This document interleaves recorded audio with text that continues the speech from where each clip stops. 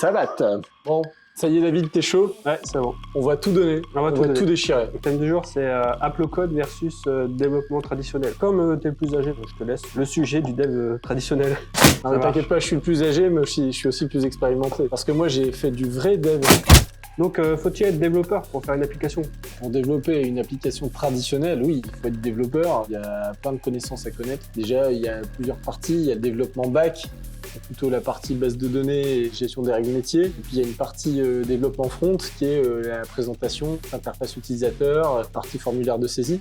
Donc généralement, oui, il faut connaître un certain nombre de langages. Et toi, alors, côté low-code, est-ce qu'il faut être développeur pour créer une application low-code? Écoute, pas forcément. Aujourd'hui, t'es pas obligé d'avoir des notions très avancées sur le développement pour faire du low-code. C'est ce qu'on appelle les citizen développeurs, des personnes métiers qui ont un peu d'appétence et qui sont capables de créer déjà des petites applications pour leur métier. Et donc, pas besoin d'être développeur pour faire une app. Et donc toi, ça veut dire qu'en gros, les citizen développeurs et développeuses, ils sont en totale autonomie. Ils n'ont plus besoin du tout d'équipe ni de qui que ce soit. Parce que moi, côté développement traditionnel, il faut une vraie équipe avec effectivement des Scrum Masters, toute une partie organisationnelle pour la gestion de projet. Et puis ensuite, il faut des développeurs et des développeuses. Les citizen développeurs peuvent commencer déjà tout seuls. Bien souvent, c'est ce qui se passe. Ils commencent à développer des petites apps. Et puis après, ça peut prendre de l'ampleur. Ça prend de l'ampleur et en général, on a besoin de les accompagner, soit les professionnels de l'IT ou soit des professionnels de la Power Platform, pour qu'on leur donne les bonnes pratiques, le code entre guillemets, pour faire des apps pérennes, efficaces. Tu penses à des personnes en particulier? Je pense à notre équipe, Wasabiz. Pour que je comprenne, quand tu dis low-code application, c'est vraiment no-code? C'est-à-dire il n'y a pas de code du tout? Low-code, forcément no-code.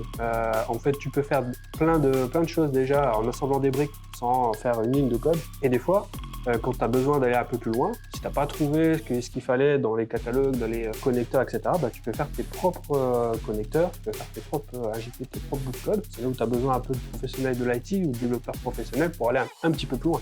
D'accord, donc si je comprends, c'est une espèce de super framework où il y a plein de choses qui sont proposées, des fonctions qui sont proposées sur étagère et que tu as juste à assembler. C'est ça. Et si tu veux aller plus loin, tu peux quand même mettre les mains dans le cambouis et créer des choses toi-même. Tout à fait. Ok. Et du coup, question évolutivité, versionning et tout ça de ce qui est produit, ça respecte quand même un certain niveau d'industrialisation? Parce que moi, dans mon domaine, on est habitué quand même à avoir des choses qui sont très pérennes, qui sont bien organisées et qu'on sait faire évoluer. Une app, elle peut durer des années. Tout à fait. C'est possible avec la Power Platform. Aujourd'hui, il y a des méthodes à mettre en place pour pouvoir avoir une gestion de vie des applications et de faire une V1, une V2, une V3, faire évoluer l'application qui est en production avec de nouvelles fonctionnalités, des correctifs.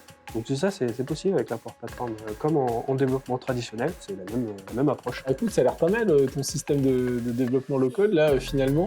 Mais est-ce que tu crois du coup que tu pourrais convaincre un développeur professionnel vraiment expérimenté de tester ou d'adopter de temps en temps, quand c'est approprié, le développement low-code? Ça peut faire l'objet d'une prochaine WhatsApp Battle. En attendant, laissez un commentaire, dites-nous ce que vous en pensez. Merci David pour cette WhatsApp Battle. Merci à toi. Et n'oubliez pas, Monique attend vos commentaires. À bientôt. Ciao. WhatsApp. Bisous. You win. Game over.